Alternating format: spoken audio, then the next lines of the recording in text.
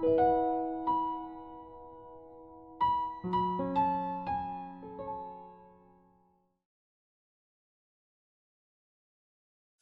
Peter 1 verse 5. And beside this, giving all diligence, add to your faith virtue, and to virtue knowledge. As I said before, even if he asked me to pray for him, if he continues to commit sins, there is nothing I can do. Sure, J.E. Adams has written a lot about counseling. Even though the counseling methods are biblical, it isn't working. It wasn't until I experienced it myself that I realized, many churches use counseling exclusively, but not enough to increase the numbers. In contrast, one-to-one disciple training is feasible, as long as you find a teachable person and teach him with your heart. In this way, he can avoid certain problems before he encounters them. Whether it's illness, being suppressed, anything like that, it could have been avoided long ago. Among the 10 lay believers, you choose the most teachable one for discipleship. It works better that way. I would instead train a large number of disciples, and ask them to help others in a follow-up way. On my own, it would have killed me. It is even more complicated than preparing an article of information.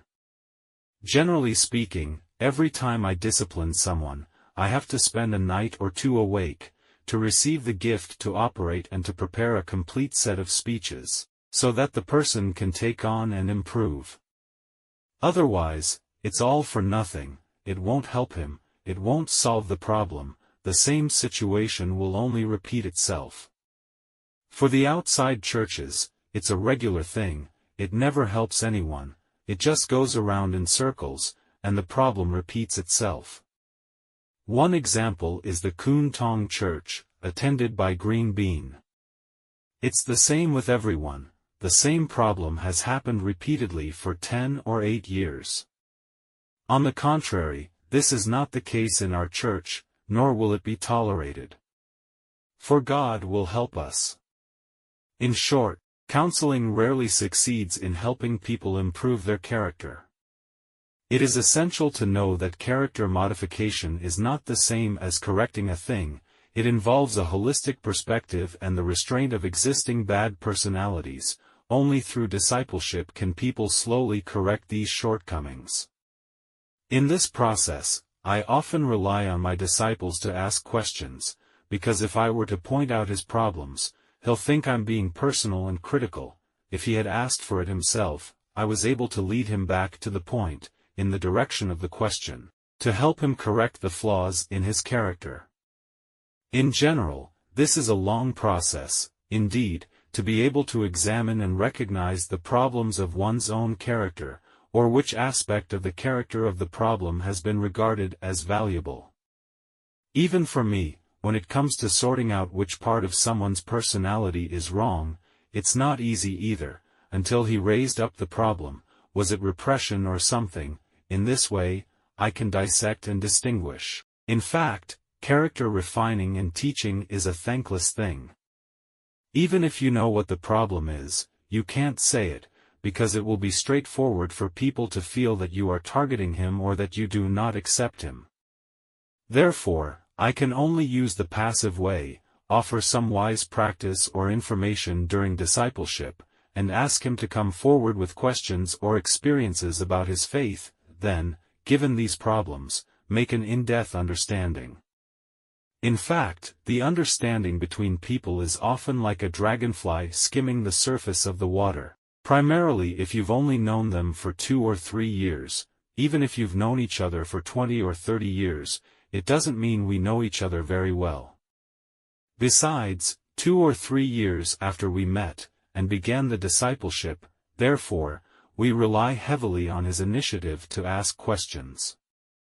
For those of them who have few words, it was only when he asked the question that I realized his intelligence. As the Bible says, people will think you are wise if you are silent. In fact, many people give me this illusion.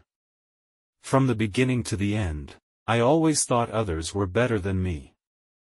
However, it was only when the other person asked me the question that I realized the actual situation.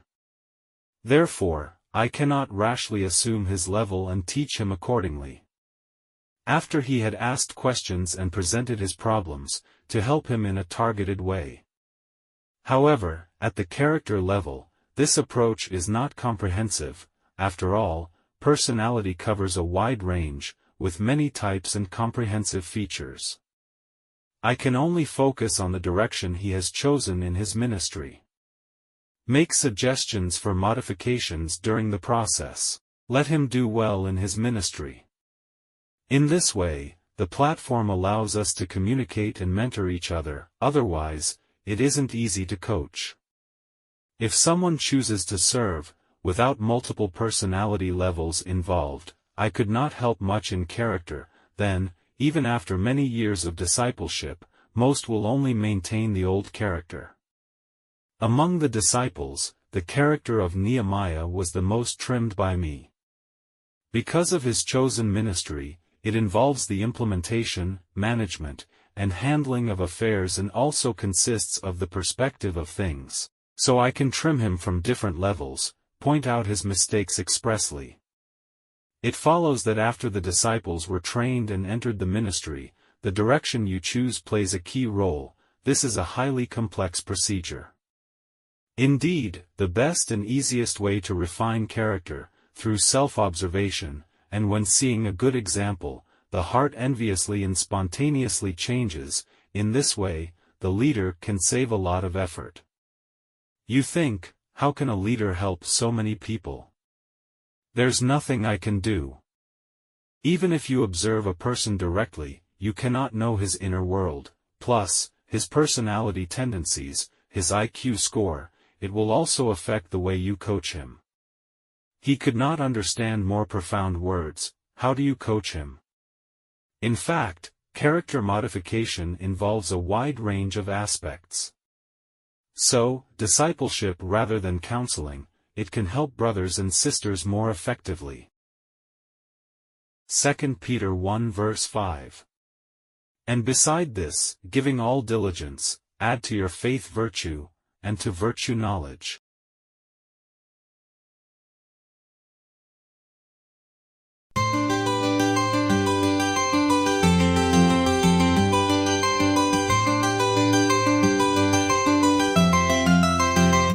所以變咗 counsel 就好少好成功地幫到性格，因為性格其實唔係改一件事啊，得要成個睇法同埋克制自己已有嘅壞嘅性格，但係對一就得。所以變咗通常我會係依賴嗰個人問問題，點解咧？因為如果你主動抽佢個問題出嚟講咧，佢就即刻覺得你針對我。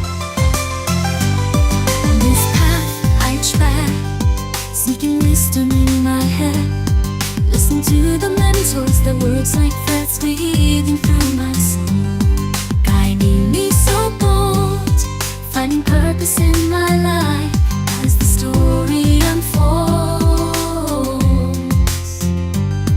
reflecting on my actions, recognizing my flaws, I'm ready to evolve, break through these walls, journey of self-discovery, it's never too late, I'm on a mission to grow, to change my fate. 基本上係好難全面幫一個人嘅性格，因為太廣闊，只能夠針對嗰個人喺侍奉當中選擇咗乜嘢方向，喺佢侍奉當中去修改，咁就變咗有個 ground 大家可以傾到偈，大家可以傾數到。所以如果個人揀呢個侍奉本身佢唔係牽涉太多性格嘅話咧，變咗我就好難幫到佢好多性格。On this enlightened journey, I will find my way. With every step I take, I'll grow stronger each day. With the guidance of my shepherd, I'll rise above it all.